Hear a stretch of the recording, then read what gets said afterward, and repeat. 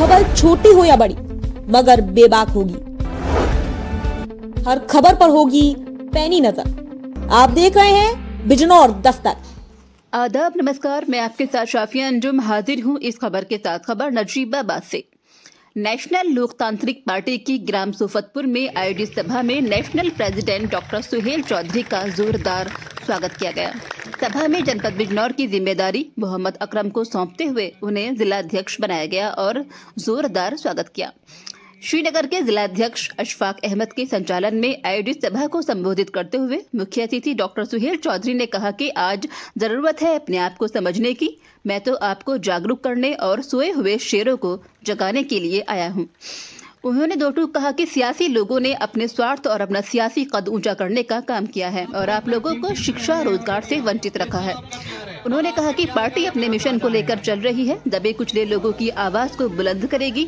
उन्होंने कहा कि पार्टी के राष्ट्रीय अध्यक्ष पूर्व मंत्री डॉक्टर मसूद ने अपने कार्यकाल में जो काम किए हैं वो सब आपके सामने है। हम पार्टी को मजबूत करने के साथ साथ लोगों को जागरूक करने का काम कर रहे हैं। उन्होंने पार्टी की सदस्यता लेने वाले दर्जनों सदस्यों का सभा में स्वागत किया। सभा को बिजनौर जनपद प्रभारी इम्तियाज अजहर, प्रदेश उपाध्यक्ष रिहाना, मोहम्मद अकरम, अशफाक अहमद ने भी संबोधित किया। रिपोर्ट जुनेद अंसारी। आपके अकरम को है करना, तो ये आप सबको है करना, तो आपके इलाके के वासियों को है करना, तो आपके बिजनौर के वासियों को है।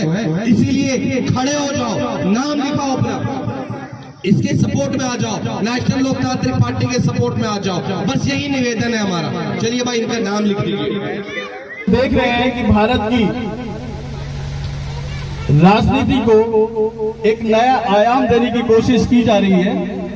क्योंकि मेरी बहन बोल रही थी कि पार्टी नई नहीं है, बेशक पार्टी नई नहीं है। और चूंकि मैं कम शब्दों में पार्टी के बारे में भी थोड़ा बता दूं, क्योंकि आप सब लोग जो है जो पार्टी के अभी हमारे इस्फाक साहब बता रहे थे कि मैं मुखिया नहीं हूं, मैं कार्यकर्ता हूं।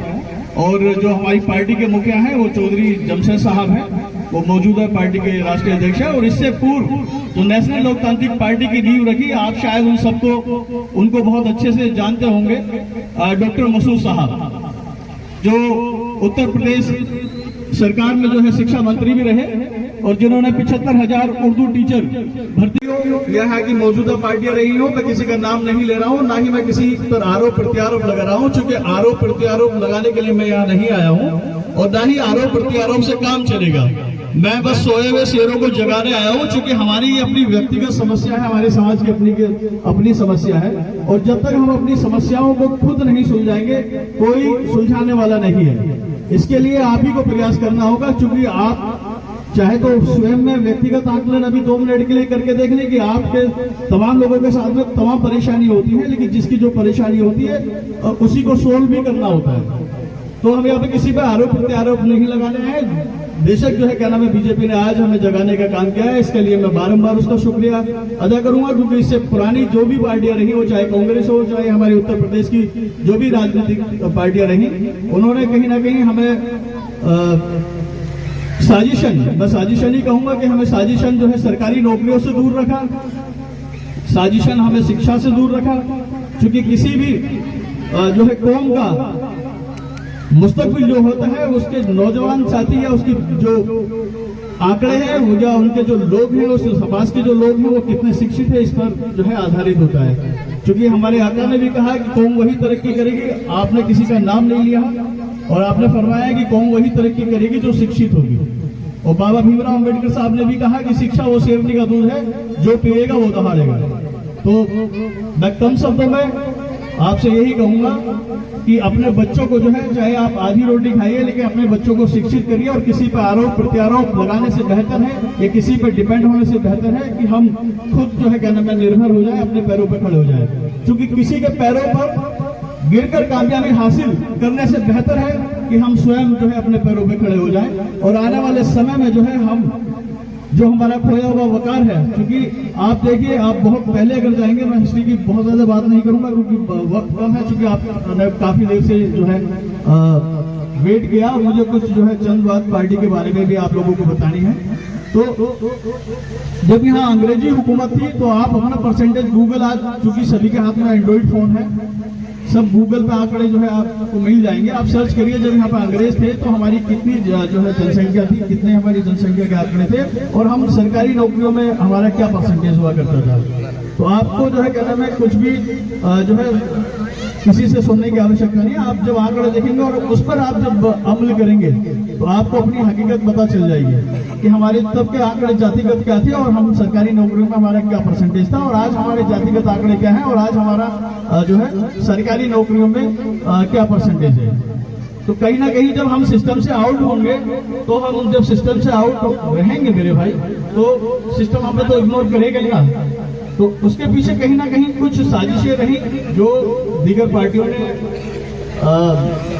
जानबूझकर हम लोगों को शिक्षा से दूर रखा और एक जो है कहना में कुछ इस तरीके के मुद्दे उन्होंने उछाले कि वो आप ही को नहीं, अब मैं खासतौर से मुसलमानों की बात नहीं कर रहा हूँ, वहाँ कहीं ना कहीं हमारे जो दलित भाई हैं, हमारे जो बहुजन समाज के लोग हैं, उनका भी कमोबेश स्तर वही है। लेकिन अगर हमारे यहाँ पे दलित भाई है तो मैं उनके लिए भी दो शब्द कहना चाहूंगा कि आज हमारी जो स्थिति है, कहीं ना कहीं आज हमारी जो स्थिति है उन्हीं की बदौलत है, क्योंकि हमने हमेशा उनके सुख दुख में उनका साथ दिया, उनके शाना बशाना हम खड़े हुए। लेकिन और जब भी हमें जरूरत पड़ी, मुस्लिम समाज को जरूरत पड़ी, हमारे दलित भाइयों ने कभी हमारा साथ नहीं दिया, हमारे साथ में खड़े नहीं हुए। खुले मत से मैं ये बोल रहा हूँ। जबकि आप ये समझ लीजिए हम 85% हैं, हम 85% की बात नहीं करते, क्योंकि जो बाकी के 15% है वो भी हमारे भाई हैं, उनसे भी हमें कोई गुरेज नहीं है। लेकिन सभी तरीके के लोग सभी समाज में होते हैं और सभी जातियों में होते हैं। कुछ विरले लोग होते हैं जो सिर्फ और सिर्फ निजी हित में काम कर रहे हैं। तो मैं आप लोगों से यही बोलूंगा कि सबसे ज्यादा जो है अपने एजुकेशन पर और शिक्षा पर ध्यान दीजिए, क्योंकि शिक्षा ही वो जो है आपको तरीका देती है खाने का, पीने का, उड़ने का, आगे बढ़ने का सलीका आपको देती है, तहजीब आपको सिखाती है। क्योंकि तालीम और तहजीब और तरबियत में वैसे अंतर होता है, ये बहुत लंबा मौजूद हो जाएगा, इस पर इंशाल्लाह फिर कभी बात करेंगे। पार्टी की जो हमारे मुखिया है, मैं उसको प्रकाश डाल देता हूँ कि जो हमारी पार्टी है नेशनल लोकतांत्रिक पार्टी, और उसका मकसद, उसके जो मुखिया है उनका मकसद जो है बहुजन समाज की आर्थिक, सामाजिक और राजनीतिक व्यवस्था परिवर्तन का है। इंशाल्लाह बहुत जल्द वो भी आप लोगों के बीच में आएंगे। राजनीतिक व्यवस्था परिवर्तन का है, लेकिन राजनीतिक व्यवस्था परिवर्तन के लिए एक बड़े जन आंदोलन की आवश्यकता होती है। और जन आंदोलन की जो है प्राथमिक जो शर्त है वो भौगोलिक स्तर पर संगठन खड़ा होना बहुत अधिक आवश्यक है। क्योंकि हम जिस समाज की लड़ाई लड़ रहे होते हैं, अगर वो समाज हमारे साथ में नहीं है तो फिर उस लड़ाई का कोई मतलब नहीं बन जाता है। तो यहाँ अकरम भाई जो है आप सबके बीच में मौजूद है और मैं किस मिशन को लेकर के देखिए, मेरे भाई मिशन हमारा वही है, एकता, अखंडता और हमारा जो समाज है उसकी जो है आर्थिक सामाजिक स्थिति जो है और समता समानता का जो सिद्धांत है। क्योंकि हमारी जो नेशनल लोकतांत्रिक पार्टी है वो जो है लोकतांत्रिक विचारधारा वाली पार्टी है और हम एक ऐसे मिशन को लेकर चल रहे हैं कि जहां पर सभी वो समतामूलक समाज की स्थापना हमारा करना मकसद है। बात सब कर रहे हैं, लेकिन हम भी वही बात करेंगे, लेकिन हमारी कथनी और करनी में अंतर होगा। इंशाल्लाह हम एक ऐसे सिद्धांत पर काम कर रहे हैं, नेशनल लोकतांत्रिक पार्टी एक ऐसे सिद्धांत पर काम कर रही है जहाँ पर जो है सर्व समाज की जो है समानता के सिद्धांत पर काम करे और जो है सब लोग समकक्ष